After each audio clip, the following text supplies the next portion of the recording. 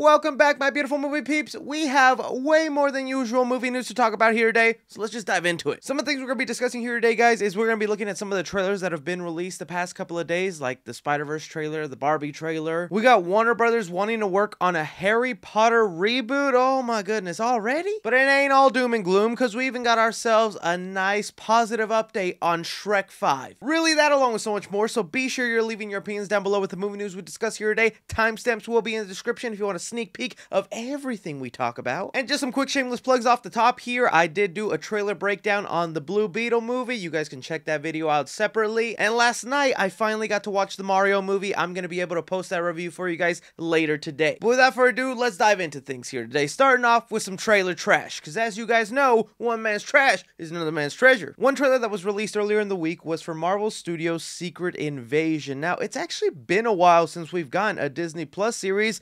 I've been kind of missing them. At one point, it felt like they were just coming out so fast, one after another. It didn't really give you time to appreciate the next one coming up. And I gotta say, definite treasure for me with Secret Invasion. This is the kind of tone and feel I have been missing from Marvel. This espionage thriller, Nick Fury trying to fight some Skrulls. It's said that this is gonna have some lasting impacts on the greater MCU. I'm wondering if this might be a turnaround point for Marvel and the Disney Plus shows. Because as much as this trailer is winning me over and I'm liking the direction they're headed in here, I wonder how it's going to play week to week, man. If these episodes are still only running 30 minutes long when it's just people sitting down talking about a possible invasion, I'll be a little disappointed. But if you're going to give us heavy dialogue episodes, you better make those episodes 40, 50 minutes long. Let us live in that Marvel world, man. Let me know what you guys thought about the Secret Invasion trailer here. Moving on to Spider-Man Across the Spider-Verse here. They dropped another trailer at 4 a.m., at least 4 a.m. my time. I woke up and the whole internet was already talking about this. And I was like, oh, okay, that's cool. And look, all the previous trailers for Spider-Man Across the Spider-Verse have really hooked me in. This one a little bit more. I like that this trailer is giving off some serious heavy stakes, that it looks like it's gonna get dark. Seeing Miguel O'Hara, Spider-Man 2099, really come after Miles Morales,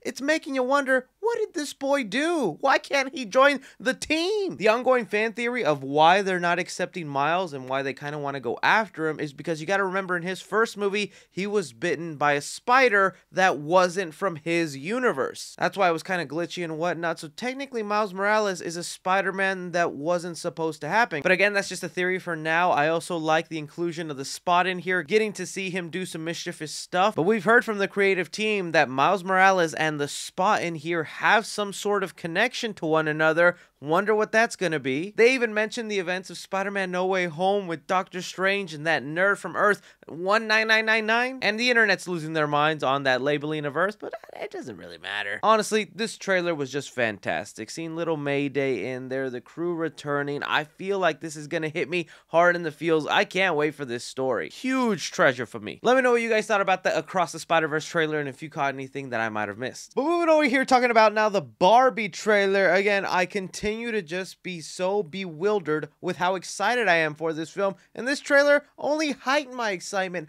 I love the world Greta Gerwig has built here. I mean, sequences in here look like the Barbie aisle in your local store come to life. I'm also loving the comedy they're throwing in here, where they were all calling each other Barbie and everybody's also named Ken. Ryan Gosling, I think, is gonna be one funny character in here. I am so sold on this movie. I'm just wondering how much time we're actually gonna spend in this Barbie world, because I think it'll only be like the first 10-15 minutes of the movie, then the entirety will be set in our world, where then Will Ferrell's character will have to bring her back into Barbie land. But the Barbie world, man, who else is excited for this thing? Moving away from the trailers now, let's get into some of the movie news here, going off with something kind of lighthearted. We recently got the news that Paddington 3 will finally begin filming July of this year, titled Paddington in Peru. Now, there's a lot of pressure on this Paddington movie, at least on my part, man. This one will not have the director of the last two movies returning, and that makes me scared that this movie might not be as perfect, because he had such a great handle on those first two movies, and I want this third one to be good, because then we would have another perfect trilogy in cinema, something that is very rare. Nevertheless, this is a movie franchise I never thought I'd be in love with, but they're such sweet, endearing movies, it's hard not to love the Paddington films. Are you excited for Paddington 3? Alright, moving on to something that just had my jaw on the ground with how ridiculous it sounds. We had Disney and Dwayne "The Rock" Johnson put out an announcement video where they confirmed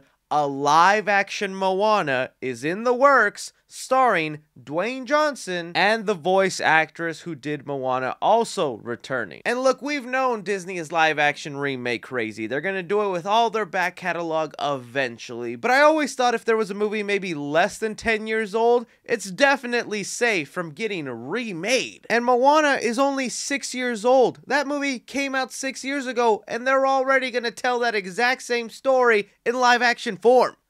What? I hate to be this negative Nancy, but this just sounds dumb to me. Now, if I want to play devil's advocate and try and look at the positive light, Dwayne Johnson does say in the video it's a reimagining, so it might not be the exact same story, but really, man, this is just the beginning of a new era. No movie is off the table now. We heard recently How to Train Your Dragon, a 3D animated movie, getting live action treatment. Moana, a 3D animated movie, now getting the live action treatment. 3D animated films are being remade in live action. That's wild to me. I'll give it a chance and see how it goes, but Dwayne Johnson, man, what are you doing? Go back to the Fast and Furious franchise. Apologize to Vin Diesel or something. I don't know. I'm being kind of douchey here. Will Moana live action work out, guys? Tell me yes or no, okay? I know your kids are gonna love it. Moving on to something your kids don't have to love, but we do. Shrek 5, baby. With the great success the last Shrek movie had, Puss in Boots 2: The Last Wish, both financially and critically, that movie did end with a tease that we might see some familiar Shrek characters again, and now we finally have an update on that situation. Variety here did an article where they interviewed some of the creative heads at Illumination and DreamWorks in preparation for the Mario movie, where they mentioned it's not that dissimilar to the process that we went through with the Mario movie, where you look at what the core elements are that audiences have loved and you do your very best to honor those core elements. And then you're hard at work to build story elements in new characters and take you to brand new places. The original cast is a huge part of that. Though no deals are in place, he said negotiations with the actors are going well.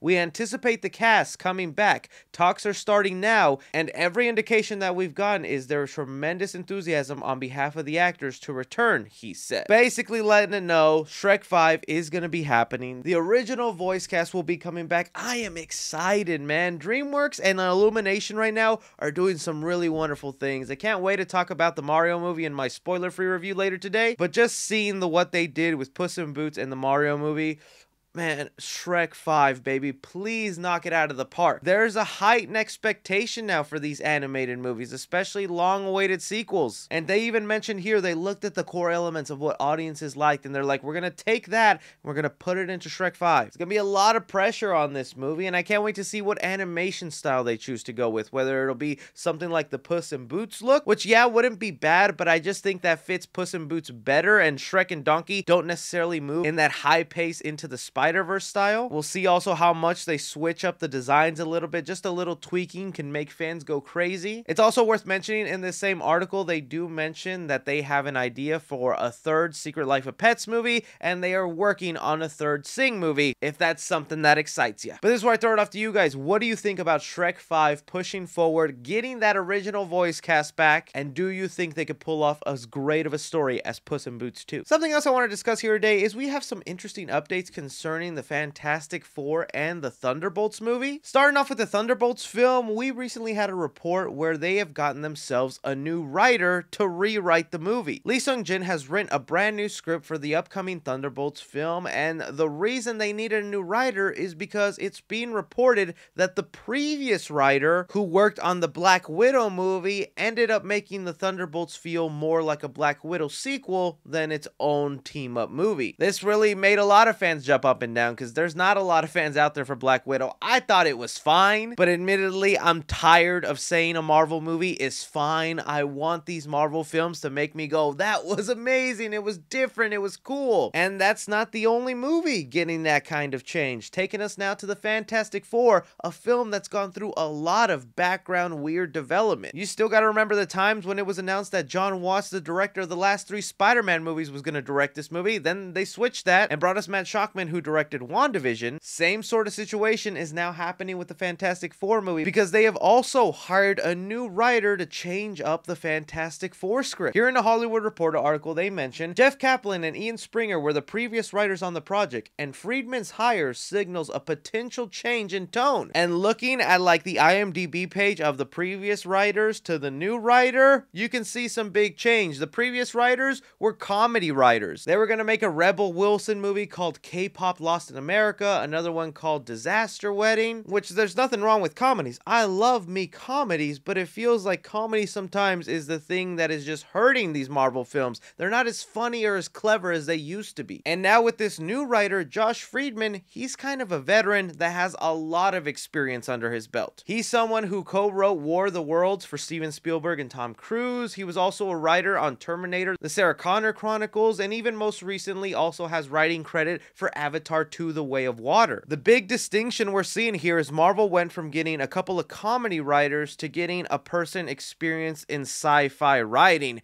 That should be exciting. Of course, I still expect Fantastic Four to be funny and have that classic Marvel humor, but I'm loving that they're getting an experienced writer that maybe knows how to tackle some sci-fi elements, because we know that's what's going to happen in the Fantastic Four movie. All really positive changes. Let me know Kevin Feige is taking into account what us fans are saying and going, all right, we need to change things up. Let's make sure these scripts are perfect before we make these movies. How are you guys feeling about Marvel switching writers and changing directions to make sure their movies are good? Another ridiculous piece of news that I was like, really? This is what you're gonna want to do? We had a report from Bloomberg come out saying that a Harry Potter reboot is in the works in the form of a TV series for HBO. The plan is that every book in the Harry Potter world will be given one dedicated season. So season 1 will be all the first book, then season 2 will be the second book, and that way they can kind of flesh out the things that the movies weren't able to do. In writing, it does sound like a cool idea. You know, you can only do so much with a movie, and fans probably wanted elements from the books that didn't make it to the actual film. And when you do that in TV form and you get 10 hours to do something, oh, you're going to be able to do a lot of the things in the book. And also HBO has been churning out that budget. It's going to look nice. But it's just the reboot aspect for me. There is still so many people